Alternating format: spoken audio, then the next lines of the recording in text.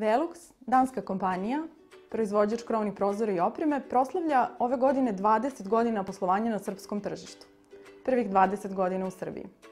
Tim povodom organizovali smo konkurs, svojevrstan konkurs, za sve one koji stanuju u potkrovlju, dakle za ljude koji žive u stanovima u potkrovlju, za vlasnike kuća koji imaju potkrovlja namenjena stanovanju i u tim potkrovljima krovne prozore, stare i dotrajale krovne prozore koji su spremni za zamenu. Pozivamo vas da se prijavite na naš konkurs koji se nalazi na našem sajtu velux.rs do 5. oktobra i mi ćemo odabrati 20 opština iz kojih budemo imali najveći broj prijava da bismo organizovali Velux otvoreni dan baš u tim opštinama u kojima ćemo obezbediti besplatno savjetovanje, pripremit ćemo interesantne ponude naših distributera i naravno vredne poklone za naše korisnike.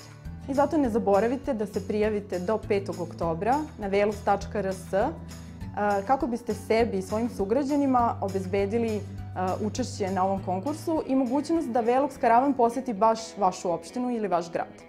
Velux, za one koji to ne znaju, je skraćenica reči V, što znači ventilacija, i lux, oznaka latinska za svetlost. I naš slogan je svetao život pod vašim krovom.